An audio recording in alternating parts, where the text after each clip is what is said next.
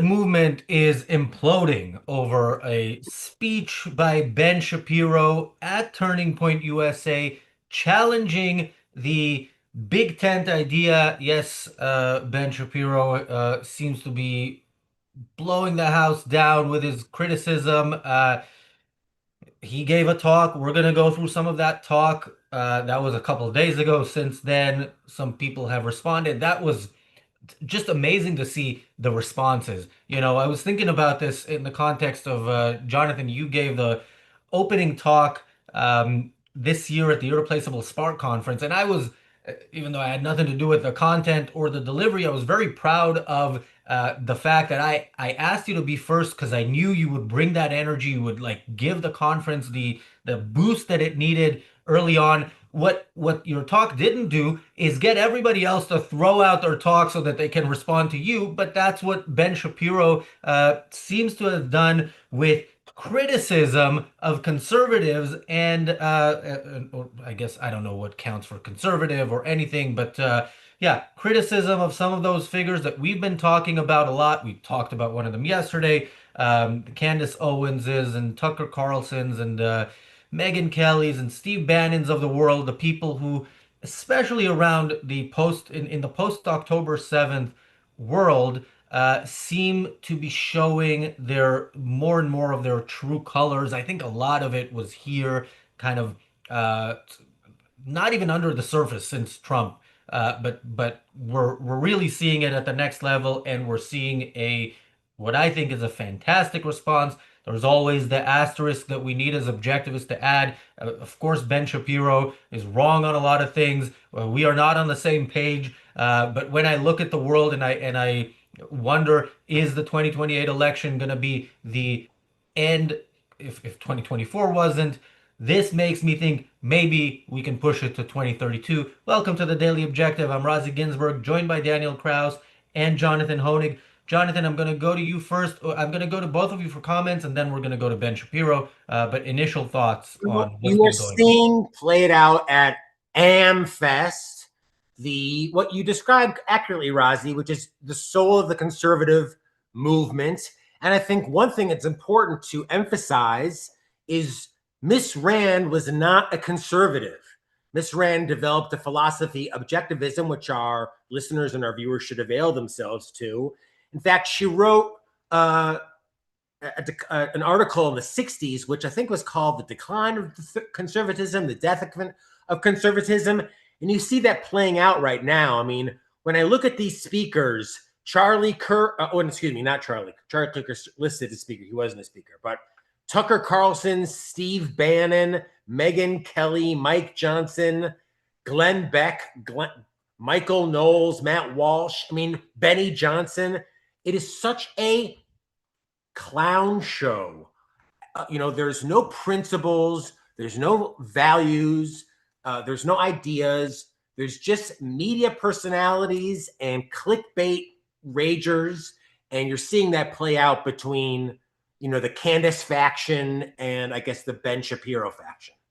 Yeah, by the way, Jonathan, this isn't Fox. You can drop an F-bomb here. You're allowed. And I don't want to be demonetized. We need it, well, people. You chat GPTers or you chappers. I think some F-bombs will be dropped here, so that'll happen anyway. I have to quickly say, Ian in the chat says I'd have more respect for Ben's talk if he took any responsibility for any of this. Since you used the word any twice, I should say there was one point where he did take responsibility for hiring Candace initially. It's maybe not enough, but you know what? This we'll take it. This is a step in the right direction, even if a small one. Daniel. Well, I think the overall point that has to be made is the fact that, we as objectives, we are not part of the conservative movement. We would criticize at whatever stage conservative movement would be at, we would criticize it, right? It's somebody like Ben Shapiro, who is part of the conservative movement, that needs to say something. It's people in the conservative movement who, if they don't want it to become the movement of Nick Fuentes, the movement of Candace Owens, if they don't want that, they need to speak out. And I think this is what Ben Shapiro is speaking out against, and this is what has to be talked about, because not even everybody I think It's just based on bad when the only person with one semblance of reason at the whole conference happens to be a devoutly religious mystic like Ben Shapiro, right? Yeah, and here is the thing. Like, when it comes to calling people out, it's not even that everybody is fully on board with like complete anti-Semitism, complete Nazism, complete destruction of America. But many of these people are okay with tolerating them. Megyn Kelly is probably still not fully on the Candace Owens train, but she's super okay with tolerating that. She views her as, that can be the future of conservative movement. Nick Fuentes can be the future of conservative movement. Heritage Foundation, again, another backbone of the conservative intellectual movement, seems to be okay with that kind of thing. And that is what Ben Shapiro is calling out. And again, I think it's great to see, especially I would just mention, because we will not play the Heritage speech that he did around the same time.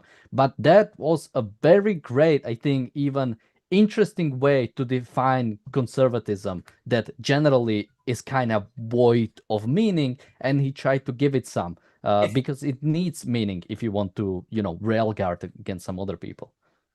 Do we have tape to roll, or can we? In a second, I just want to say with Megyn Kelly, in some senses, is the worst because she has the most sort of gravitas, and if you talk about who's gonna, in that group, and if you talk about who's gonna actually, define or be the main figure of the future of the movement, it will be. It will be Nick Fuentes because of the Megyn Kellys, because of the people who legitimize somebody like that. I worked with Megyn Kelly in the past, and my belief is that Megyn Kelly really doesn't have any morals or values. Megyn Kelly is looking for clicks.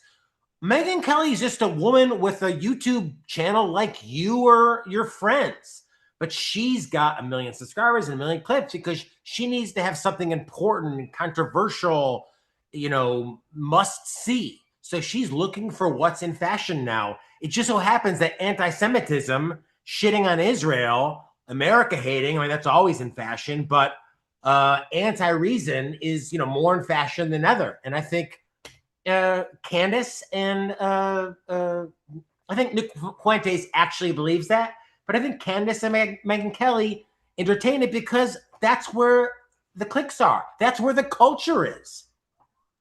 Unfortunately, it is. And yeah, we will get to Candace, to Megyn Kelly, to Tucker, to Steve Bannon, to all their responses to Ben Shapiro, if not on today's show, then on tomorrow's show. But let's go ahead and listen to some of what Ben Shapiro had to say. An increased hatred without proposing any effective response. They are fostering despair and rage, and that makes things worse. We must also be honest about what people say and do, regardless of what that means coalitionally. It is the job of politicians to build coalitions. It's the job of those of us who try to shape public opinion to hold politicians to account and to hold them accountable to our values. We must not let fear of audience deter us from telling the truth. We must not let fear of other hosts deter us from telling the truth. So, for example, if Candace Owens decides to spend every day since the murder of Charlie Kirk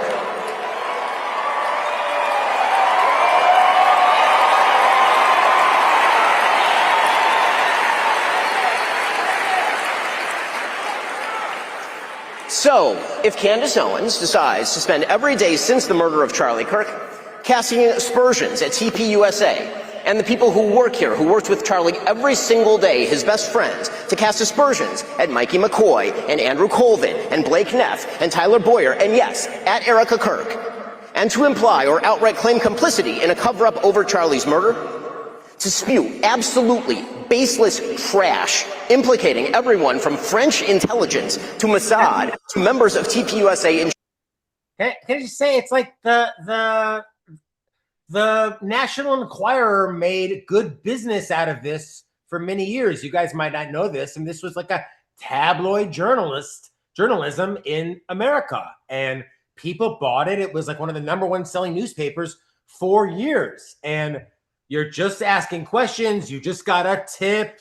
You just found some pictures, and that's all Candace and all like the second level grifters. Like, again, I look through this. I don't mean to interrupt Ben, and I appreciate his thing, but like, Benny Johnson, Riley Gaines,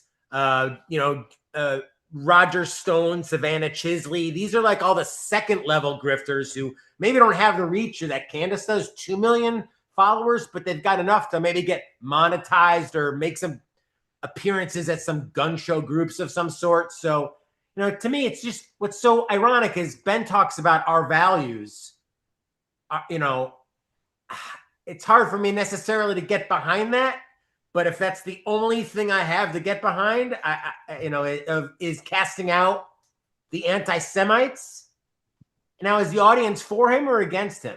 I think there was a mixed reaction there. I kind of think the cheers were for the mention of Candace Owens' name, but I'm not sure. There were some boos. No. I think the way, if you listen to it, the way it was, he mentioned Candace Owens, then you had a couple of boos and a couple of hays, and then I think the people who hear other people boo were like, okay, we're not going to boo this, and wanted to cheer. That's my headcanon for this. He got a John Cena reaction. But the thing is, Jonathan, the National Enquirer, not defending them, but they were mostly, who's banging whom. Like, it wasn't, oh, this woman, as soon as somebody's murdered, immediately saying that his wife and Mossad was behind it. I mean, that is so evil. And of course, she pulled it out of her ass, and she did it completely in order to gain views and to gain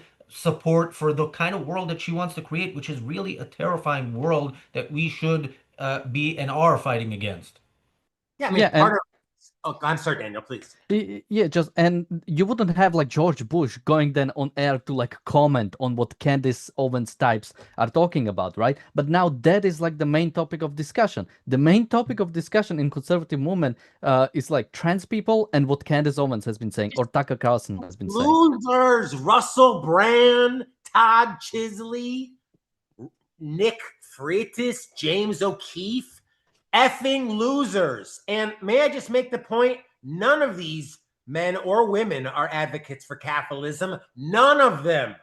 I appear with people on TV all the time. It's very easy to say socialism sucks. Socialism sucks. But do they advocate for capitalism? Do they advocate for the separation of the state from the economy? No. They're very happy for the government to make investments, for the government to write checks and award this and that and have all these deals going on. So this is what alarms me. And, Miss Rand said it's earlier than we think, right? Because when Dr. Peikoff first read Atlas, he thought, well, the movement, the world is going to adopt reason. And it's like, it's earlier than we think. And my God, 20 years on, this is what's become of the conservative movement, from Barry Golder to this fucking clown show. It's almost unspeakable. There's no reason present at this table. I mean, Ben Shapiro is it. Well, yeah, that's the thing. Ben Shapiro was it, and he did say, I think in this talk, definitely in the Heritage Foundation one, he did talk about free markets, about national defense. I mean, when he talks about politics, there's very little that I disagree. Maybe when he talks about abortion, I'll disagree. But yeah, we have, again, to remember, to put it in context, Ben Shapiro is the guy who called Ayn Rand's morality garbage. He's way off on many things. But the alternative is the people he's talking about. And I want to just remind people of the clip that we just saw and what Ben Shapiro is doing. He is going through a bunch of statements that Candace made. He's making factual statements, and then he's making an evaluation on how one should respond. Please keep that in mind for later when we hear how Candace Owens responded to Ben Shapiro. Unlike the others, she didn't do it on stage there because apparently there is some line at which you don't invite somebody. She did it on her own show. But yeah, keep in mind how Ben Shapiro spoke out against Candace and how Candace and the others, but especially Candace, respond to him. Let's hear some more from Ben.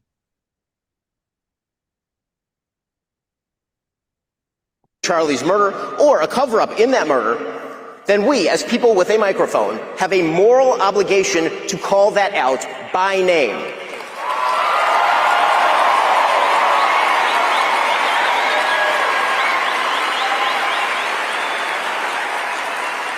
ARCUK and TPUSA never should have been put in the position to have to defend themselves against such specious and evil attacks, particularly in a time of mourning.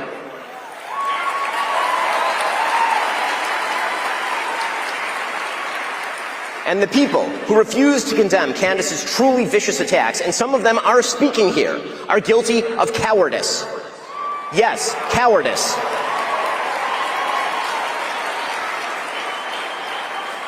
The fact that they have said nothing while Candace has been vomiting all sorts of hideous and conspiratorial nonsense into the public square for years is just as cowardly. Second, because we owe you the truth, we owe you the duty to speak out of principle, not personal feeling. It should not matter whether we despise someone or whether we love someone. The question is what they say and what they do, and whether those things are morally decent or not. On a political level, do they foster freedom, justice, and prosperity? On a personal level, do they treat others as they would wish to be treated? Personal feeling is not a substitute for moral judgment. To take again the Candace Owens situation as an example, friendship with public figures who say or do evil things is not an excuse for silence on the matter. Politics is not the sisterhood of the traveling pants. All right, that's a very good line. But Daniel, I know Daniel, as is often the case when Daniel's on the show, he's doing double duty and he's also the producer behind the scenes. Daniel, if we can throw in and we can have another round of commentary before that, the clip of Tucker talking about his brother, that would be good. Jonathan. I just say it's like so self-explanatory. It's like this is a talk you would have to give to like high schoolers. Like, Miss Rand talked about the line was thinking in principles. This is like so impossible for these groups. Shapiro has to almost explain it to them like they're toddlers. But that's become all too common now, is like very chummy relationships between thought leaders and politicians, and thought leaders, as I think some of our super chatters have pointed out, like whose winds have shifted. I knew Megyn Kelly, for example, to be an ardent capitalist. She was supportive of the free market system when I was on Fox News with her during the aughts. She advocated for a separation of the economy from government. I don't know if she still necessarily believes that. And I don't know. I don't trust people whose beliefs seem to shift every couple of years. Like, I've basically believed what I've believed since I was in not high school, but certainly college. I started getting I haven't had now I'm in awe of people like Ben Baer, Nikos, who've had major transformations, but they started at a real disadvantage, right? They were put in like religious school, etc. So I'm suspicious of these broadcasters who've like every 3 or 4 years, they have a new idea of what they think morality actually is. And you see that turning point, which is just so unrecognizable. As I said, you think there's anyone there advocating for free markets? But by the way, just quickly on the specific turning point, John Stossel had a show on Ayn Rand where, to represent Ayn Rand, he invited Charlie Kirk. Charlie Kirk was there to sort of represent the ideas of Ayn Rand. Yaron Brook often or semi-often talks about, when he talks about Charlie Kirk, he says that he knew him when he was younger. Charlie Kirk was kind of more aligned with these ideas. I don't know what happened, if he was actually convinced of the religious ideas and conservative ideas that he promoted, or if it just... Almost everyone in the conservative movement at first was dismissive and anti-Trump, rightfully so. But then they realized, you've got to kind of go which way. You've got to be a Peter Keating. You've got to go which way the wind is blowing. And that's where the money is. And those people, I think of Jeff Flake on the political side, but there's so many others. They're politicians as well. They just go away. They become non-relevant because they're not part of the political discussion. And I hate to say it, but that's what I fear about capitalism now. Capitalism does not have a seat at the table. There's no one advocating for a separation of state and the economy. It used to, at one point, be central to the Republican Party's agenda. On some level, it seemed. And it's just nowhere to be found now. it's like a cult of personality built around a cadre of complete YouTube losers. Yeah, and just on the point of Daniel, do we have the Tucker clip ready? Okay, so just to remind you, Ben Shapiro was saying if somebody is your friend, that something to the effect of somebody's your friend is not an excuse for defending them on everything they do. And that's true, I think, of several people in that movement. To me, the first person I think of is Megyn Kelly, because her defense initially, a couple of months ago, I think when we first did a show about her, was when she defended Tucker by saying, he's my friend, so I'll defend him. That's not a defense in any way whatsoever. But here is Tucker giving his view of moral judgment. It's a short one. There's longer clips of Tucker later, but this is a short. We have to please provide some super chats to compensate the show, and at least me, not personally, of course, but the show, for having to listen to Tucker Carlson for 1 minute of my life. And thank you, Bonnie, for the super chat that we already have. Let's listen to Tucker on moral judgment. If my brother went on a drug-related murder spree, I would not denounce him. What? Are you for drug-related murder sprees? No, I'm for my brother. And nothing will ever make me not for my brother. Okay. That's so sick. That's so that is tribalism. That's unbelievable. That's unbelievable. And the audience, I didn't hear many cheers there. I don't know if they came maybe later in the clip. I think maybe people saw, and Tucker does this thing where he says something that he knows is absolutely terrible. So he then follows it up with this shouty thing so that nobody can hear if there's any booze. But yeah, can I just say, if my brother went on a murder spree, I would call for the death penalty for my brother. That's I mean, when I used to say on Fox, the reason against Obamacare is that I am not my brother's keeper. People would say, but really, of course, we all need to have a thing. So Tucker is just, being explicit about the underlying philosophy that has not just persisted among Republicans, it's grown. You are your brother's keeper. Even if they commit horrific murder, you're his keeper. Why? Because you're born accidentally by birth. I mean, that is familial tribalism in its most animalistic face. Keep all the members of the breed together. Disgusting. Thank you, Kenny, for the super chat. Daniel, thoughts on Tucker's view on moral judgment? Yeah, I mean, whenever I hear anything like this, and I even see this on the left with some intellectual figures, the way they talk about like putting their ideas into reality. It's like, do you have any values? Do you have any life aspirations? Do you have any like guidance that you go by life? Like what is like what is this idea of, okay, it's your brother, so you're not gonna denounce him? Like, what does he think like denouncement is? Like, I want to, and this is what's the worst, like the non-clarity of it, because he even at times he talks about Ben Shapiro and denouncement there. But it's like, okay, I imagine if you are in the conservative movement, you are there because you hold certain values, certain ideas that you find closer to your way of life than the left, and you want to defend those ideas on a political level, so you band with some other people. But somebody like Tucker Carlson, he invites Nick Fuentes on and agrees with him on everything. He invites like Russian propagandists, he agrees with everything. Invites neo-Nazis, like Nazi revisionists, agrees on everything. Invites leftists, agrees on everything. Invites people like what is that? I can't remember his name. The presidential candidate for the Democratic Socialists of America, when he still was on Fox. Maybe somebody can remember. Cornel West. Cornel West. He invites Cornel West and agrees with him on everything, with like actual communists. So my question would be for Tucker, like, what is your values? And well, he invites Ted Cruz, and he attacks Ted Cruz for not knowing how many people live in Iran while advocating for the removal of the regime. So he can ask questions, just he doesn't most of the time. I mean, I think it's audience searching on some level. He's exposing and he's realizing, for example, that anti-Semitism now, for better or worse, sells.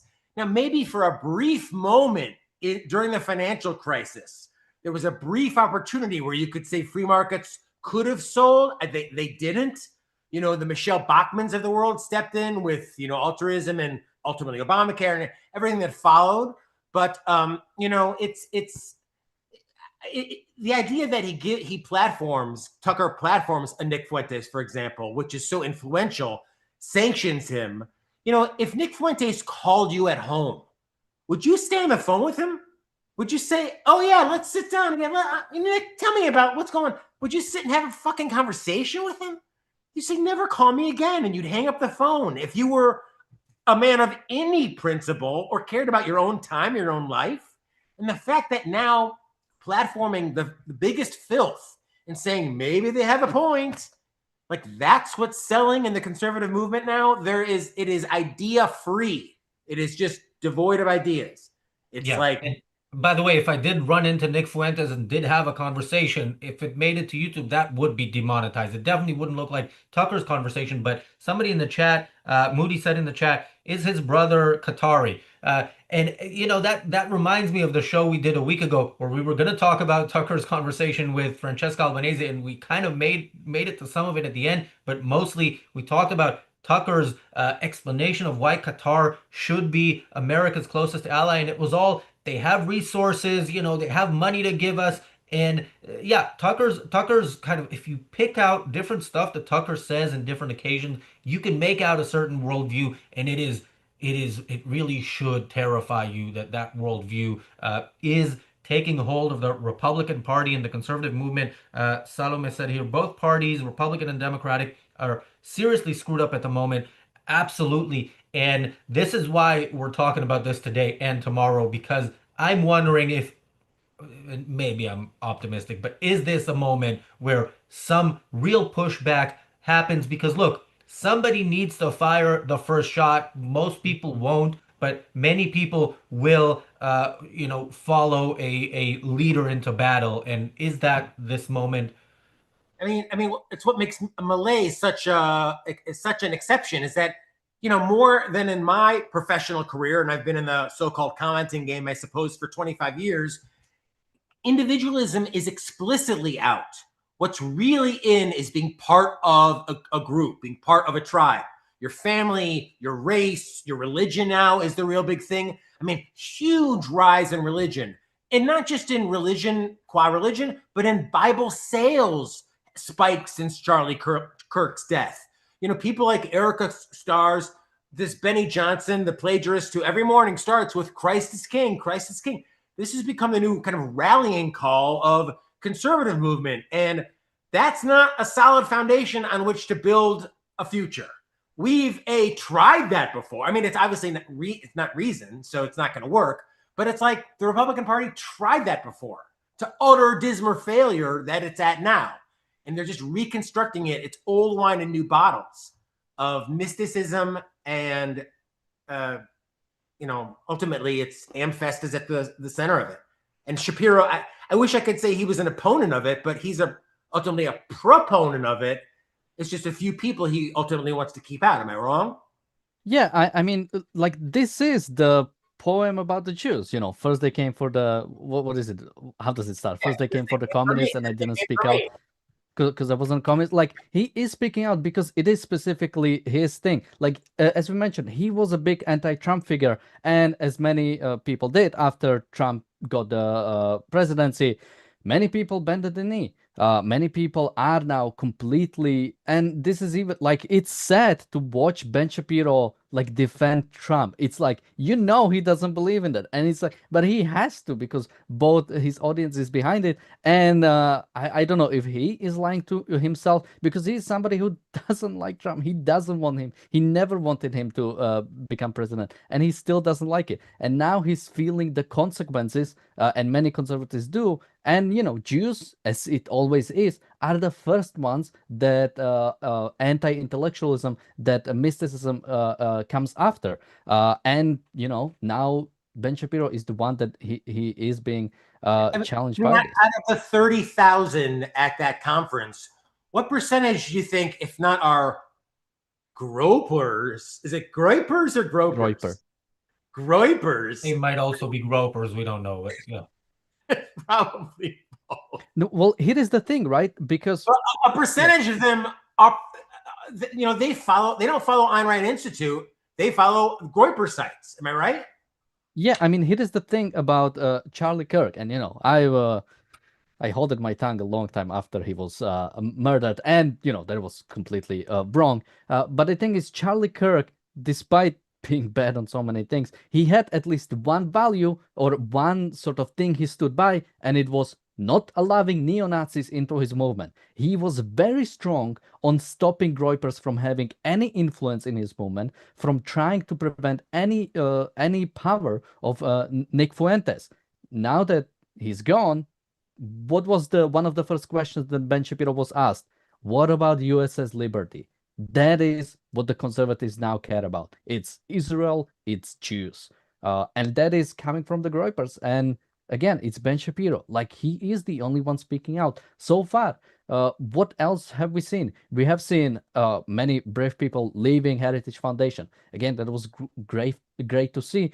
But even then, it was mainly people who had problem with anti-Semitism. And we have been calling that out a few years ago, that this would happen. They always come for the Jews first. In that context, Daniel, before we go back to Ben Shapiro, can we see the clip? This is a short from this channel from just over 3 years ago, just under a year before October 7th. It's Rucka talking about Ben Shapiro. Someone like Ben Shapiro and a lot of ideologues, like a lot of like sort of more philosophical political commentators, like things really matter to them. So I sincerely know that like Ben Shapiro has a problem with anti-Semitism, right? He thinks it's very wrong for a number of reasons. He also strongly believes that the left is the biggest threat to liberty and to the Jews. But what's he going to do now when this conservative movement and what it's become has become the conspiracy camp, the camp where there's a place for blacks blaming the Jews for their problems, stuff like that. Like, what's Ben Shapiro going to make of all that? What's he going to do about that? Is he going to keep on employing someone like Candace Owens and vouching for her with his own reputation? Or at a certain point, is he going to walk away from this thing that he built? This is November 2022 on this channel. Muslims think Muhammad was the prophet, but clearly we see otherwise. For people in the chat who don't know who that is, clearly you're new to the channel. Welcome. You should go back and see all the great content we had with Rucka when he was a regular host of the Daily Objective. Should we go back to Ben Shapiro? Well, I mean, I was just going to say, very prescient from, Rucker's perspective, and just, the continued deterioration of the Republican Party, is which, conspiracy theories become kind of modern day discussion points. It's become kind of part of modern day parlance amongst Republicans, and ideas are secondary. I think they're seen as almost inconvenient. They get in the way. They get in the way to action. Action's what's important. And having your own mind, having your own individual perspective, you're just mucking up we all know what needs to happen. Trump, whether it's Trump or Vance, we have a leader. They know what's important. Just don't get in the way. I mean, this is the ideology. And I have a sense of it among media hits that I do, amongst my kind of taking the temperature of the blogosphere, if you will, and the media sphere. Is individualism is out, and it's a very sorry reality to acknowledge. Yeah, and again, talking about conspiracism, because that is becoming the part of the Republican Party. I recommend people should check out Ben Shapiro on January 6, 2021. He was saying, okay, this is insurrection, this is insane, Trump is insane, he should get impeached, let's move over. And then conservative movement said, you know what? That election was fake, and that wasn't an insurrection, and let's pardon those people. And now Ben Shapiro was again in a state where he's like, oh shit, I thought Trump was gone. I didn't think he would come back. And now he has to defend him again. The conspiracism in the Republican Party has completely taken over, and any sense of rationality looks foreign now. Like, I'm sorry, please. Yeah, no, I would say, like, I was trying to imagine in my head, like, imagine a conservative or a Republican that is like against tariffs, that believes that election in 2020 was legitimate, that isn't for complete deportation without due process of like almost every single person in America, isn't for like getting rid of citizenship for natural born citizens in America. And it's like, well, that person isn't even Republican Party. Like, that's not even conservative. So you have this party that is completely devoted to that, and there is no alternative in the Republican side, because any alternative is automatically said that these are just Democrats or these are not part of the conservative movement. Like, I mean, even somebody like Dick Cheney or Liz Cheney, they are not considered Republicans at this point. No, they're enemies. I mean, Bush was in the early 2000s very accepting and welcoming of Hispanics. I think he famously spoke some Spanish at some press conference or during an interview or something like that. And there was outreach to that community. Now, I'm not advocating necessarily in terms of that outreach, but just, Daniel, to your point of just how much things have changed. You know, from 2016, I remember when it was Cruz and Trump left as the nominees, or 2015, I guess it was. I remember a TV interview where I basically said, look, Cruz at that point was still espousing reason. He was, relatively reasonable, certainly compared to Trump. And I said, you've got reason and faith. And what's amazing is after losing is when Cruz grew his beard. And you remember what Rand said about people with beards? You know, I'm putting a little words in her mouth, but I think she didn't necessarily trust them. She implied, as I remember reading, somebody please correct me in the chats, but Ms. Rand implied that people were hiding something. And Cruz, now who's a complete Trump sycophant, by and large, he is hiding, I think, to your point, Daniel. He saw which way the wind is blowing. He thought, do I want to go teach and be a nobody? Or do I still want to be a senator? There's still time for me to be a senator. Well, capitalism, this is just stuff for books. This is just theory. And again, Ted Cruz, right? The person reading Atlas Shrugged on the floors of Congress. Yeah. First of all, absolutely never trust anybody with a beard. Ted Cruz, I remember that because after that, I'm like, I can't ever get excited about a politician again, because Ted Cruz actually seemed, good. And that was before he even announced. And when he announced, I'm like, wow, there's a chance for somebody good. And then he was the last. And then after he lost, I remember in the Republican convention, he wouldn't endorse Trump when he was on stage, to the point that he was getting booed by the audience. The audience was shouting, endorse Trump. He said, I'm going to vote with, my values and so on. And then not only did he end up endorsing Trump, he ended up completely falling in line with really bad policies. And I think this is probably something that Ben Shapiro is a mistake that he's making. And this is something that Megyn Kelly said yesterday on stage at the conference. She said, after going after Ben Shapiro, she said, I think we have more in common than we have differences. And ultimately, they still want this big tent to somehow work. And I think Ben Shapiro does, in some sense, still want that big tent to work. And no, you don't want a big tent with Nazis. You don't want to be in the same tent with them. Bad things will happen at night if you're in a tent with the Nazis. All right, more from Ben Shapiro. Yes. Politics is about principle, and if you are willing to sacrifice basic truth and simple principle in favor of emotional solidarity, you have betrayed your fundamental duty to the American people. Grand Canyon University, our sponsor. Yeah, no need to promote Ben's sponsor, but okay, let me go to the super chats quickly. Thank you, PC, for the super chat. PC says Islam is not a religion of peace. No, it's a religion of mass murder, and those who follow it to the letter commit mass murder. And thank you, PC, for another super chat. PC said, Razi, did you hear I'm just saying, in a just world, there'd be a huge rally for Australian victims right now. Like all U.S. stars getting together for a telethon to raise money for families of those victims. I mean, it's the scale of it is almost unspeakable that we go on like nothing happened. Like unbelievable, crazy mass murder fueled by Islamic hatred of Jews. Yeah. But PC in the next super chat, thanks again. PC says, Razi, did you hear a menorah in London had its lights damaged in Muswell Hill? I didn't. I saw the incident in Australia.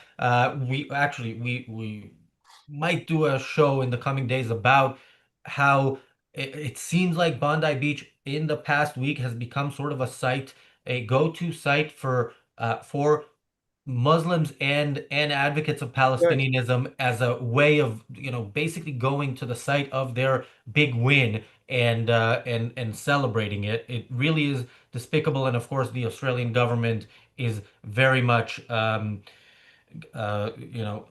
responsible. Thank you, PC, for another super chat. PC says, Razi, Megan is poo.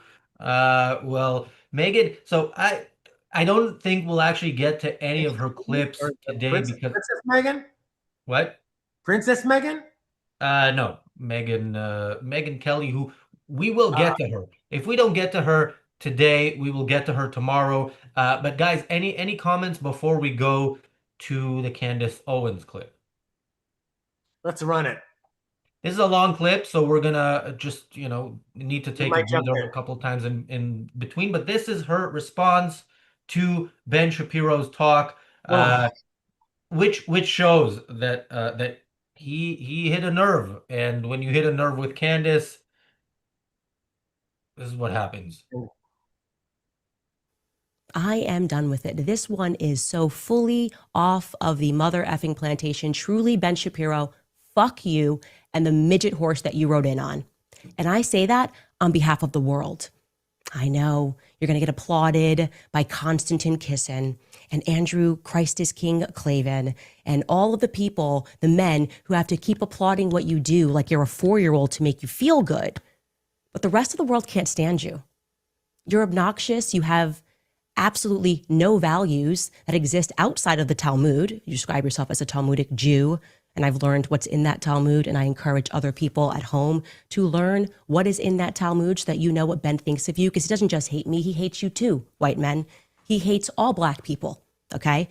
If he's following the rules of the Talmud. White men. Okay, let's pause there. White men, black people.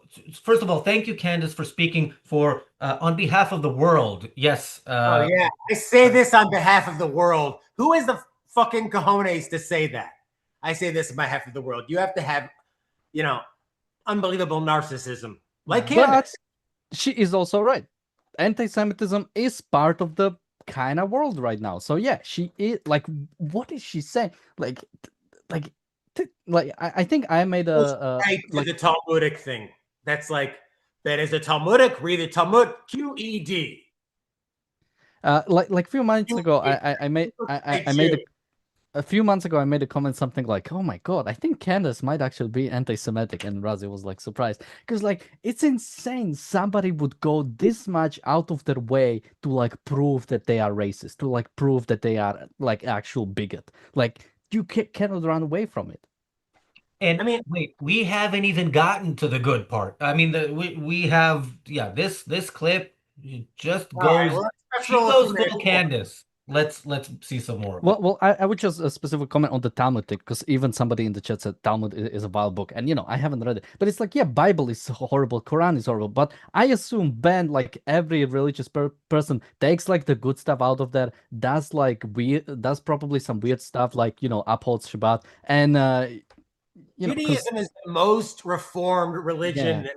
I remember them doing, when I was a kid, they did a survey of my conservative synagogue, and like 78% didn't believe in God. This is a conservative synagogue, one of the more observant. So Judaism is long reformed, as you said, Daniel. By and large, celebrations, holidays, meals. I mean, it comes down to great meals and maybe some prayers said at a synagogue somewhere. Let's rotate. That they have a right to own us, that they have a right to make us worship them, that they have a right to lie to us, that they have a right to sue us and take everything that we have, that they have a right to deceive us, that they have a right to treat Charlie the way that he treated Charlie while he was alive, only to then try to defraud the population into thinking that he is somehow a part of his legacy, that he somehow cared about Charlie Kirk and cares to protect the people that are working at Turning Point USA. Goodbye, Ben. Goodbye. The question is, how much more money is Ben Shapiro going to spend to make people think that he's popular? How many more articles is his father going to write under a pen name, Hank Berrien of the Daily Wire, under the pen name Hank Berrien, as he wrote while Ben was at Breitbart before he turned his back and betrayed them too, because that is his nature. He's one of these belly creatures, sliver on. The question is, how many more? Yeah, there's all the. Go ahead, Jonathan. I don't think we heard what you were saying. Go ahead. I'm sorry to interrupt, but talk about the pot calling the kettle black. I mean, Ben gave Candace really a huge opportunity at the Daily Wire. Brought her in when she was a relative no one and gave her a huge platform. I'm not saying she has to sing her praises, but she's the one doing the backstabbing and backsliding, like right to our face. F you, Ben. I mean, can you imagine Miss Rand starting a radio conference? Fuck you, FCC. I mean, it's just unspeakable. She would never speak like that. She would never. It was just unthinkable. But this is the quality of discussion amongst the highbrow of conservative commentators right now. Yeah. More Daniel Candace? or more of Candace? I think like what she says like plays for itself. Like, what do you even comment on? Like, this is just vile anti-Semitism. Just like Jonathan said, just vile. Going after somebody because he's calling you out, because he's saying what exactly you are. Like, what is Candace disagreeing with what he's saying?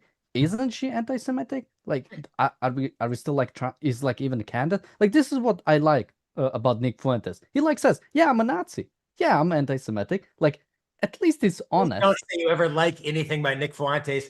The fact that Ben Shapiro's dad wrote some articles does not bother me one bit. Doesn't move my needle. I mean, if that's her big revelation, that she's got nothing. Yeah, and as you mentioned, the irony of her talking about Breitbart giving Ben Shapiro his start, where she is going after Ben Shapiro and Charlie Kirk right after he died. She's going after the people who gave her start, but she's clearly departed the ideas or any allegiance with the ideas that Ben Shapiro was promoting. And by the way, so did Breitbart. At some point, we're gonna talk about Bannon. Hopefully, we'll get to him today. But Bannon, it really hurts me to see Bannon associated with the name Breitbart more than Andrew Breitbart is associated with the name Breitbart, because he was actually good. Andrew Breitbart was a force for good, and Steve Bannon is an evil National Socialist thug. If you watch his speech, he looks like a rebel rouser. He looks like somebody who's gonna alcoholic in my opinion, just my opinion from what I see. He looks like somebody who's trying to get. I think his first words were, "We're at war." I mean, because he loves war. He needs war. Every dictatorship, absolutely, the thing they need more than anything is war, because you're either with us or you're a traitor. So okay, let's watch more of Candace. There's more of this, and it does get better, worse. You decide. You're going to spend to make people think that he's popular. How many more articles is his father going to write under a pen name, Hank Berrien of the Daily Wire, under the pen name Hank Berrien, as he wrote while Ben was at Breitbart before he turned his back and betrayed them too, because that is his nature. He's one of these belly creatures, sliver on. The question is, how many more weeks and years do we have to keep pretending like Ben Shapiro is relevant? It's an open-ended question. Of course, what followed Ben Shapiro on stage is some. Yeah. Just quickly, I mentioned this in our production meeting. It's a very, very weird insult to me to say about somebody you're dedicating. I mean, we talk about Candace a lot, and we have a lot of things to say about her, all of them bad. I would never call her irrelevant. We wouldn't talk about her if she was irrelevant. So it's a very weird kind of insult. And the irony is, guess what, Candace? Ben is speaking and you're not. You know, Ben, how do we think Ben is relevant? Ben's speaking, Candace. You're not. So this is her retort. And the bar is really low, as we've seen with the... Exactly. They're taking effing anyone, but not Candace. If you self-identify as a conservative, you belong in that tent, and somehow Candace couldn't make the cut. Thank you, Roland, for the super chat. Roland says, I was going to say I trusted Razi despite his beard, but then he made me watch Candace. By the way, this is the most liked super chat of the show so far. But yeah, I did tell you never trust a bearded man. That's the one thing you should have trusted. Okay, more Candace.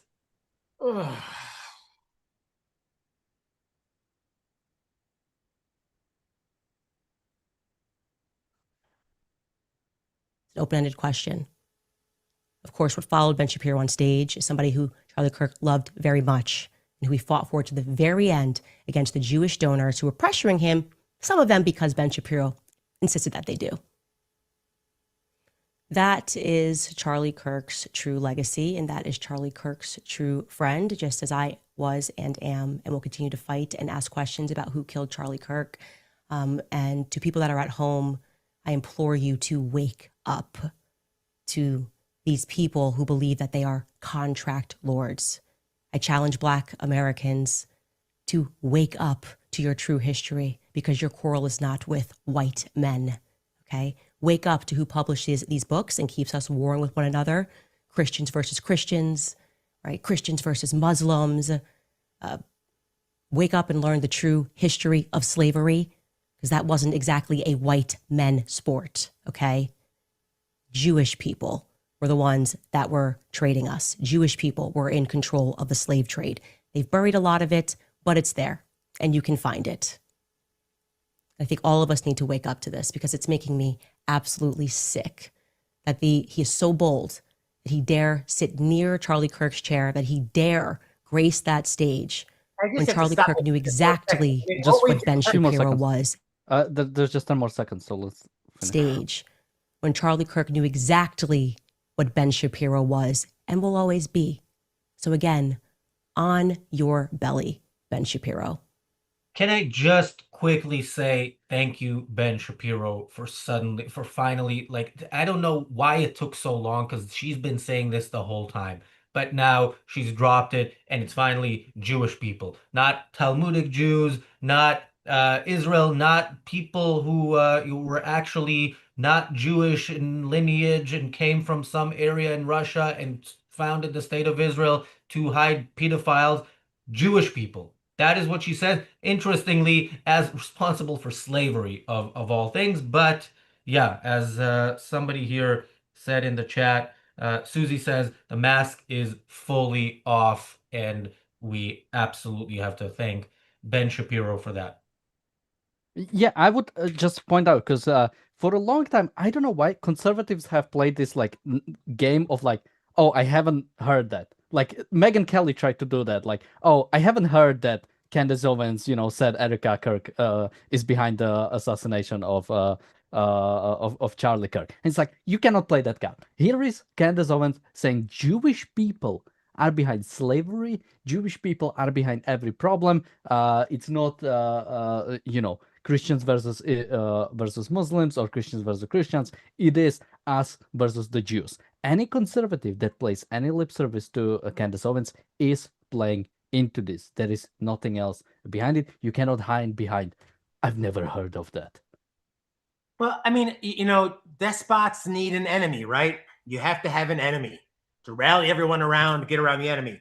For Trump, it's illegals. If you listen to Trump's speech, everything that's wrong with the world is due to illegals in the country right now. But we're trucking them out. We're flying out. We're getting them out. So the more illegals we get out of our country, I suppose, according to Trump, the better we'll be.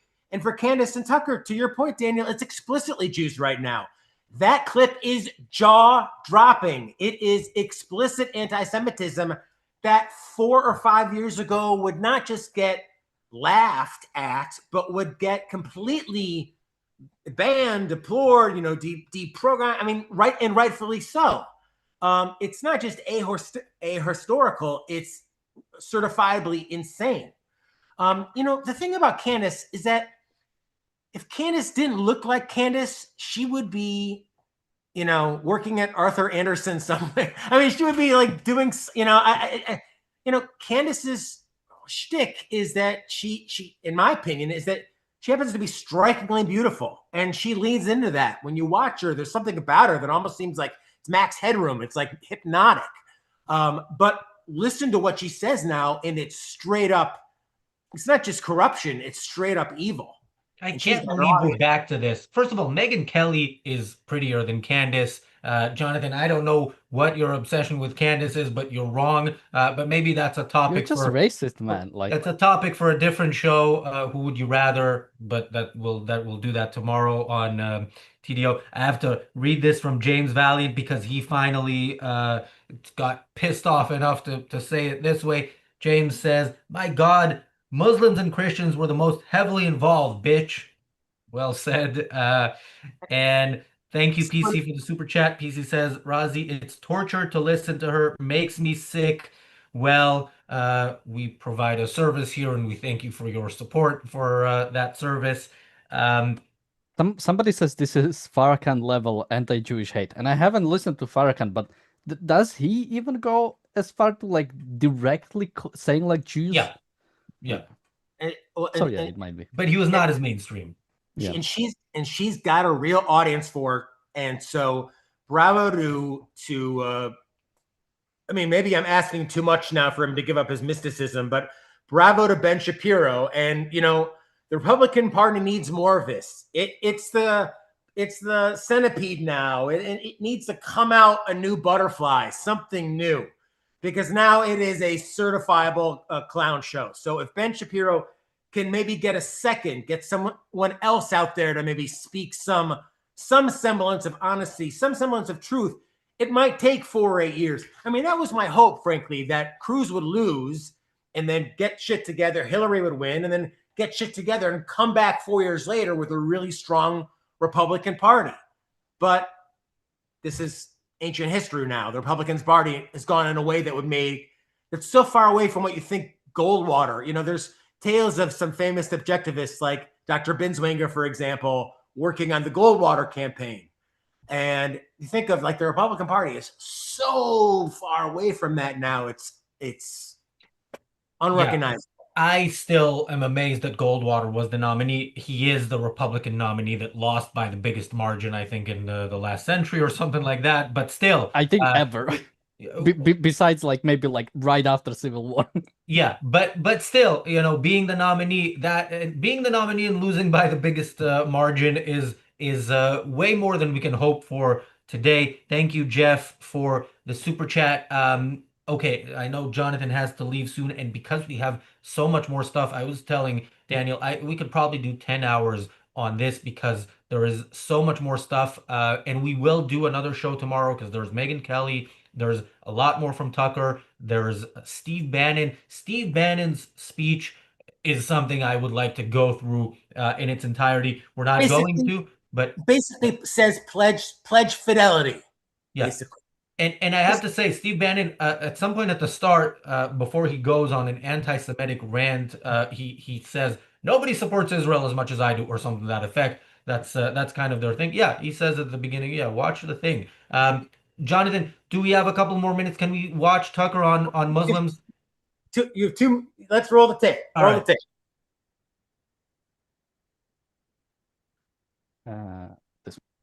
I just got here and I feel like I missed the first part of the program. Hope I didn't miss anything meaningful. But I just want to say, I don't think I did. No, I'm just kidding. I watched it. I laughed. That kind of bitter, sardonic laugh that emerges from you when like Upside Down World arrives. When your dog starts doing your taxes and you're like, wait, it's not supposed to work this way. To hear calls for like deplatforming and denouncing people at a Charlie Kirk event, I'm like, what? This is hilarious. Yeah, this is hilarious. Actually, one of the clips I was listening to myself, thinking as I often do when I hear myself speak, which is never, because I never watch myself, but at these events they always play like the role of you. And I'm like, that guy is pompous. Woo! Sorry about that. We don't see ourselves clearly. But the prediction that, at some point when Republicans took power again, which I did everything I could, to help, and really felt that was important. I still think, I was right. But I really thought that the impulse to deplatform people, or even to use the word platform as a verb, which it's not, it's a noun, don't steal my nouns, deplatform and denounce. Why haven't you denounced somebody else? The whole Red Guard cultural revolution thing. This is not the clip I meant, which means the clip I meant, you'll have to tune in tomorrow to see that and much more. But all of this, if you think, okay, he's just building up to the point where he talks substance. No, he isn't. I mean, he talks some substance in his defense of Muslims. He talks some substance on, moral judgment when he says what we saw earlier, that he would defend his brother if his brother went on a murder spree because it's his brother. But yeah, there is no answer to the actual points. He is just doing this snowflakey, how dare you say that you don't want to be associated with me based on what I say kind of thing. So yeah, and of course, I laughed. What kind of argument is that? It's the argument you make when you have no actual argument about what's being said about you, because what's being said about you is true. Jonathan. It's like shockingly like fake. It's obviously fake. It's kind of a time filler. It's a way to transition from one thing into something else and to kind of kill some time. I need to read more about it, but William F. Buckley, who I'm not a fan of, but spearheaded the conservative movement at a time when the John Birch Society anti-Semitic gained ground, and as I understand it, went out of his way to cast them out. So casting out is a positive thing. You want to kick the trash to the curb. And, my sense is people like Candace, people like Megyn Kelly, and maybe for a time, people like Ben Shapiro, maybe not anymore, but, the thought is not kicking people to the curb. The thought is biggest tent too. And I mean, think of what Candace is doing here. Like, we don't know the truth. I'm going to be looking it for you, and only I'm going to be telling you the truth about the Jews. Keep tuned. And that will be important, by the way, to remember in the context of Megyn Kelly's defense of her that we're going to talk about tomorrow. Thank you, Use Your Delusion, for gifting an Ayn Rand Center UK YouTube membership. And congratulations, Paul, for receiving that membership. Daniel, parting thoughts? Yeah, I mean, this was like a bad stand-up routine. Like, why are you making so much? Like, get to the point. What was his talk even was supposed to be about? Because he seems to just be responding to that, and even the way he starts, right? I don't know what happened before. It's like, come on, you were like glued to the screen when Ben Shapiro was talking about you. Don't act like why is he acting like that? It's such a unappealing. Yes, he comes across as a pompous SOB, and he's right. Yeah. Thank you to the person who just became an Ayn Rand Center UK member through the website. You can do that as well, by the way, with the link in the chat. Daniel, did you want to add something? I mean, since you said wrapping up, I think just like even when he says denouncing people, you mean like having moral standards? You mean like having standards for like who you like deal with? Like I have moral standards with like people I like buy things from, and if they are at least somewhat compatible with the values I hold. Like I wouldn't buy things from Palestinian businesses. If I see a Palestinian flag on a shop, I'm not going in. That's basic, some purely basic values I hold. And he has like neo-Nazis that he's like friends with. Right. If David Duke called you and said, "Hey, just saw your podcast. Can we talk for a little while?" Or Fuentes called you and said, "Hey, Daniel, just saw your podcast. Tell me a little bit about objectivism." You'd say, "Go find it by yourself. You're not going to sit down and have a sit down with Nick Fuentes." But by the way, who you should buy from is Jonathan Honig. Yeah, it is Christmas, and a new textbook of Americanism is out in Hebrew, in English, in Portuguese as well. Just came out. Is it in any other languages yet, or does that? It will be in Portuguese, but a new textbook of Americanism, and for something that has nothing to do with pets, check out Can You Really Love a Dog? Ayn Rand and Leonard Peikoff on the value of pets in our lives. And I do have to say, get this, not just for yourself, for people who need it, but for people who need it where there's hope. Do not buy a copy for Candace or Tucker. They are too far gone. You will waste your money. Jonathan will accept it, but it will be a waste. Buy it for people with some, little bit of semblance of rationality and for whom there is hope. Thank you both, and I'll see you over the Christmas holiday. Yeah, and again, all my supporters as well. And we will, there's so much more to talk about. I am happy to keep it going, but we'll do that tomorrow. Thanks, guys. Thanks, everybody, for watching. We'll see you back here tomorrow.